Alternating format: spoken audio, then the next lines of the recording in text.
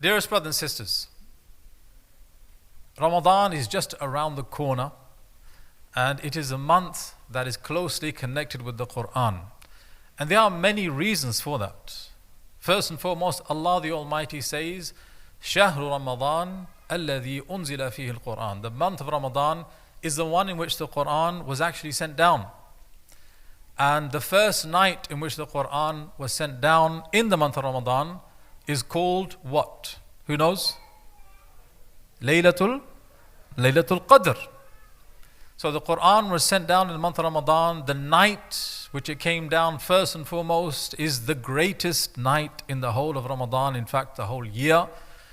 And so as we move closer to it, we should be preparing, especially when it comes to how much time and quality of time we are going to spend with the Qur'an this particular Ramadan. We ask Allah to allow us to experience and to live and accept us in the month of Ramadan. Say Ameen. So my address to you today is about something very specific, and it's a topic that I think many people have not really heard about before. It's called the names of the Qur'an.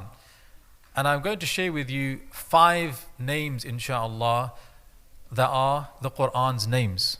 And each and every one of these names, they are like a key that reveals to us a deeper dimension to the Qur'an, a new function or purpose that the Qur'an should serve us in our lives. And perhaps with that knowledge of knowing the names of the Qur'an, will we take one step closer to the words of Allah and maybe develop a more meaningful and powerful relationship with the book of Allah subhanahu wa ta'ala, which is the hope of every single believer. May Allah subhanahu wa ta'ala accept it from us. Say Ameen. The first name of the Qur'an is, of course, Al-Qur'an. And when I say Al-Qur'an, I'm pretty sure that most people in their minds are imagining a book. That is why it's fascinating that the name Al-Qur'an, it comes from the root, according to some scholars, of qara'a, which means to recite. And they say the word Qur'an actually means the object of recitation, the thing that should be recited. Now what that really means is, if you were living in the time of the Prophet ﷺ and you wanted to sit with a companion to learn the Qur'an, there's no book there that you would actually have in your hand and read from. The Qur'an would be in the heart of that companion. And he would read it out loud and you would hear it. And then you would internalize it, maybe try to memorize it, and then you would recite it back to that person. And he would clarify if you are making any mistakes or whether you have learned it properly.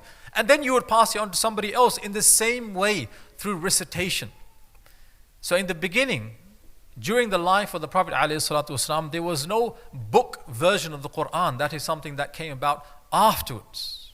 And this name Al-Qur'an, it brings us to the original form of the Qur'an, the thing that should be recited. Now practically what that means for us, my dearest brothers and sisters, is that when we read the Qur'an, many times we read it with our eyes, and our lips may not even be moving. And for sure, we are not hearing our own voice say the words of Allah subhanahu wa ta'ala. And that is actually a problem. Did you know that one of the first things Allah the Almighty told the Prophet ﷺ to do in his mission was, قُمِ اللَّيْلَ إِلَّا قَلِيلًا. Stand at night time and pray qiyamul layl.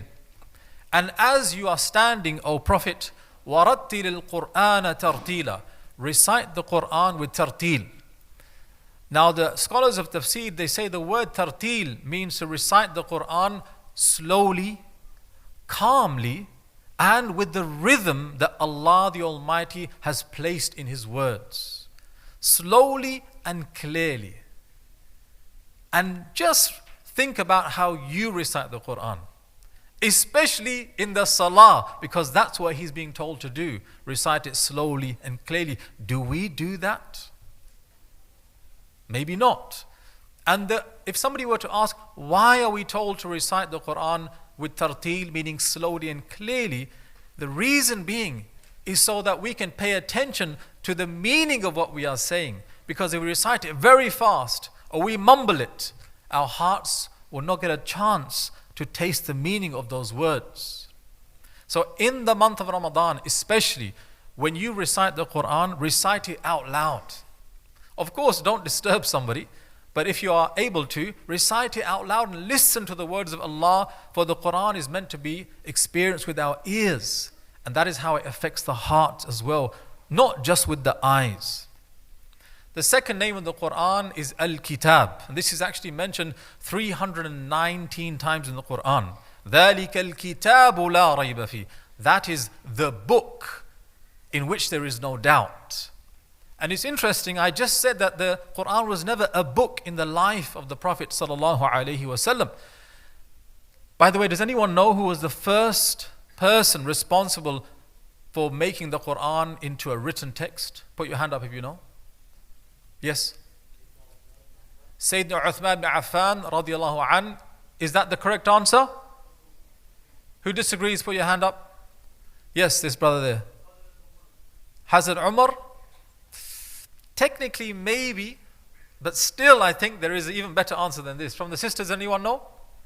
The first companion to have the Qur'an in written text is?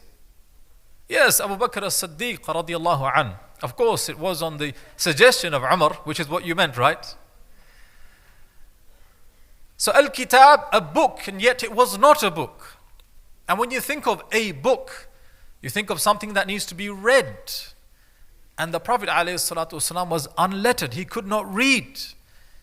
And most people in Mecca could not read. In fact, they said there were only 17 individuals who could read and write during the life of the Prophet ﷺ before he became a prophet. But because Allah the Almighty said that this book, this Qur'an is meant to be a book, by the time of his ending of his mission, many of the companions learned how to read and write. And for sure, by the time Abu Bakr as-Siddiq and later on Uthman ibn Affan compiled it into written text, most of the ummah were now literate. But more than that, when you hear that the Qur'an is Al-Kitab, a book, you should think of studying and education. And here's another point that many people neglect, that they don't really study the Qur'an. They may read the Qur'an, they may memorize the Qur'an, but who here is actively trying to study the meanings and the message of the Qur'an? We should be looking at the Qur'an as something that we must study, like how we study the books when you go to school, college and university. Al-Kitab, the book, meaning what our education should be coming from. So we have the name Al-Qur'an, and now Al-Kitab. The third name is Al-Furqan. تبارك الذي نزل الفرقان على عبده ليكون للعالمين نذيرا.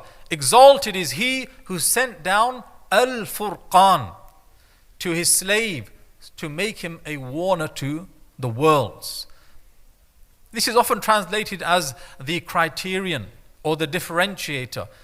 The word Al-Furqan, it comes from the word farraqa yufarriqu, which means to split and to separate. The idea here is that the Qur'an, it separates truth from falsehood. In fact, the Qur'an not only tells us what is right from wrong, but it also tells us from two things that are right, what is more correct. And from two things that are evil, what is more evil. For example, Allah the Almighty will say that the worst sin a human being can do is what? What is the worst sin anyone can do? A shirk. Inna Allah la yaghfiru an yushraka bihi. Allah does not forgive someone who associates partners with him, sets up rivals with him. Wa yaghfiru ma duna dhalik. Even though he will forgive anything less than that. So the hierarchy of deeds, of good deeds, and the hierarchy of bad deeds and evil is laid out to us in the Qur'an. And that's so important in the times that we live in, where people are confused about the most basic things. They argue and debate about the most basic things. For example, if somebody were to ask someone on the street, what is a woman? What is a woman? You would find people will have different answers to this. You would find some people who don't even answer this question. The Qur'an, subhanAllah, gives us that fixed, stable moral code, always distinguishing for us what is right from wrong, and that is so important in these confusing times. So now we have the name Al-Qur'an, Al-Kitab, and Al-Furqan. The fourth name is At-Tanzil. Tanzilun min Rabbil Alameen. Tanzil, coming from the Lord of the worlds. At-Tanzil refers to something that has come down. Meaning the Qur'an is not a product of human endeavor. It is not something that has any part of human in it. It came from out of this world. It is neither from the east nor from the west. It is not the words of the Prophet ﷺ. It is the words of Allah subhanahu wa ta'ala. And when you think of Tanzil, you also recognize that if it's coming down from the heavens, it's come as a form of authority in our lives. Something that we must respect, listen and follow. It has authority, which means that if we had a view on something and the Qur'an has a different view, we would leave our view in favor of the Qur'an because it has its authority.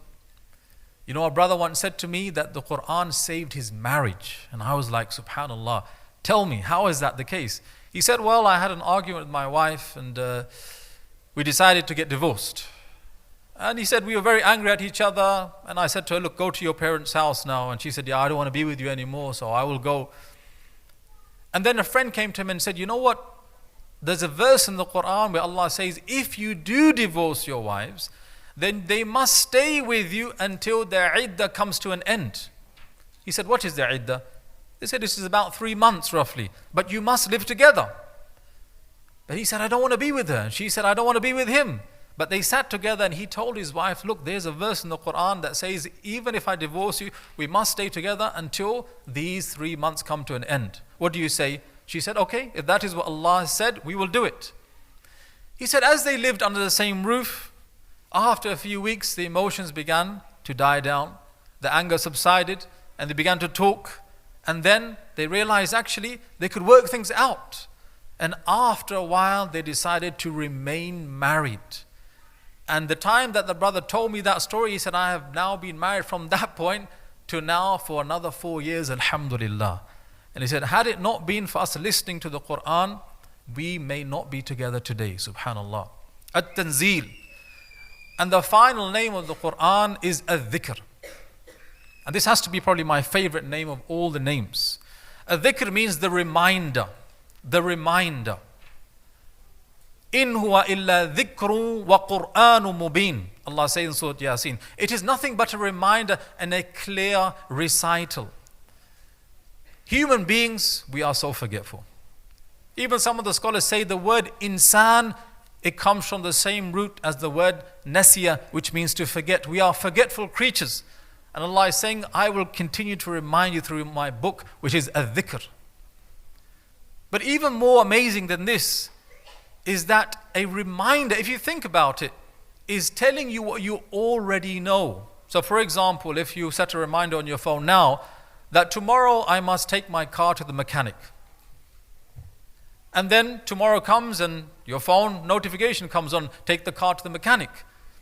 Now the thing is, you already knew that you're supposed to do that, but the phone is reminding you. In that way, the Qur'an is actually only telling us to do what we already know is what we're supposed to do.